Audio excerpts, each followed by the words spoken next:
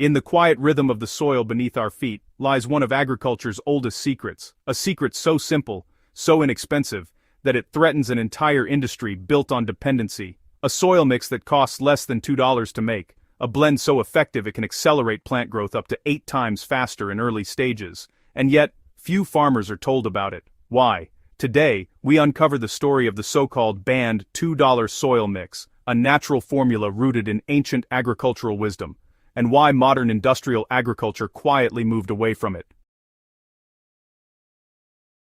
So, the $2 soil mix. What is it really? This powerful blend is shockingly simple. Wood ash from untreated firewood, crushed charcoal or biochar, well-aged animal manure, and topsoil. In some variations, you might just add a handful of compost or leaf mold. That's it. No synthetic fertilizers, no laboratory chemicals, no patented formulas. Just earth, fire, and organic matter. Now, let's talk about the science hidden in plain sight. At the heart of this mix lies something remarkable: biochar. Biochar is basically charcoal used as a soil amendment. When plant material is burned in low oxygen conditions, it transforms into this porous, carbon-rich structure that can hold water, nutrients, and beneficial microbes like a sponge. And honestly, this isn't new science. Centuries ago, indigenous farmers in the Amazon created fertile black soils known as terra preta, which literally means black earth. These soils remain incredibly fertile to this day, long after surrounding land has degraded. Modern researchers at institutions like Cornell University have studied biochar extensively and confirmed its ability to increase nutrient retention, improve soil structure, enhance microbial life, reduce fertilizer leaching, and increase early-stage plant growth.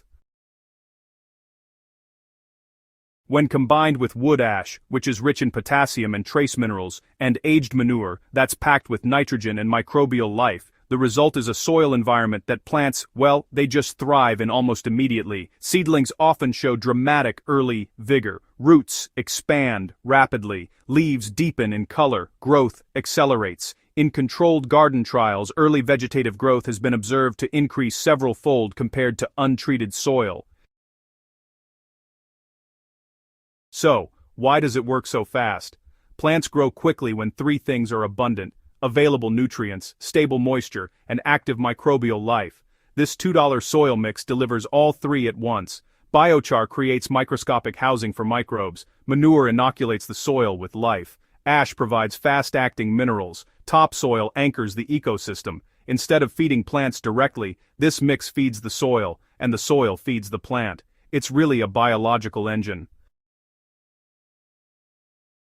So, why was it buried? Here's where agriculture becomes, well, complicated. Modern industrial farming relies heavily on synthetic fertilizers, nitrogen, phosphorus, and potassium manufactured at massive scale. These inputs are fast-acting and predictable. They allow for uniform production across vast monoculture fields, but they also create dependency.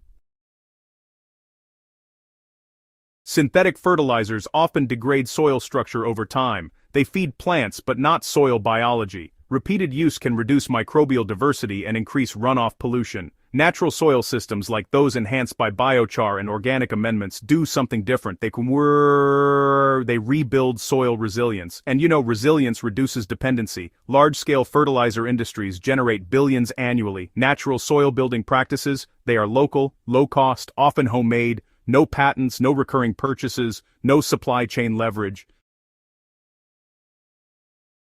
While biochar itself is not banned, and wood ash is not illegal, natural regenerative soil systems have historically received far less promotion and funding compared to chemical-based agriculture. Industrial farming prioritized speed, uniformity, and scalability.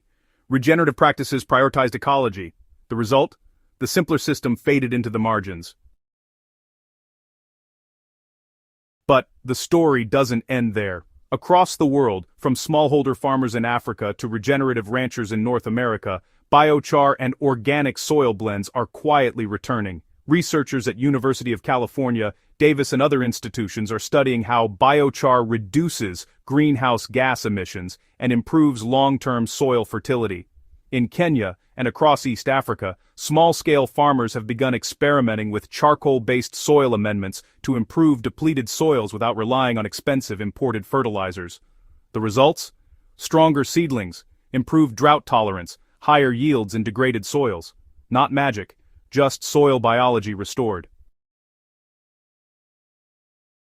So, is it really 8 times faster? Well, the 8 times faster claim usually refers to early vegetative growth, especially in soils that are really lacking nutrients. In those severely depleted soils, adding biochar and manure can, dramatically accelerate early growth compared to untreated ground. But, honestly, results can vary a lot depending on soil type, climate, how much you use, and even the crop species. If your soil is already fertile, you might not see such a dramatic difference. But, in damaged or exhausted soil, the transformation honestly can be pretty astonishing. The bigger question here isn't about some kind of conspiracy, it's really about systems. Industrial agriculture evolved to feed billions of people quickly, and that solved some urgent problems, but at the same time, it introduced new ones: soil degradation, nutrient runoff, carbon emissions. Natural soil systems, on the other hand, evolved to keep land healthy for the long haul. The tension between short-term yield and long-term resilience is still with us today. The $2 soil mix stands for something powerful: the idea that soil health doesn't have to break the bank, that fertility can actually be grown, not just bought, and that even the smallest farmer, with just basic materials, can start to rebuild the land. So, how do you use it safely? If you're going to try this mix, make sure to use only untreated wood ash, nothing from painted or treated wood, and you'll want to ensure that your manure is fully composted to avoid burning your plants. It's important to mix biochar thoroughly with compost or manure before you add it to the soil, because raw charcoal can temporarily bind nutrients if it's not pre-charged. Go easy on the ash too much can push your soil pH up way too high. Balance really is key. Soil is alive. And, just like any ecosystem, it thrives on harmony. Beneath every harvest, there's this invisible world: microbes negotiating nutrients, fungi weaving these incredible underground networks, and carbon, locked away for centuries. The $2 soil mix isn't some miracle. It's a reminder that sometimes the most powerful solutions aren't brand new inventions, but rediscovered wisdom. In a world searching for sustainable answers, maybe the real question isn't why this method was buried, but whether we're ready to unearth it again.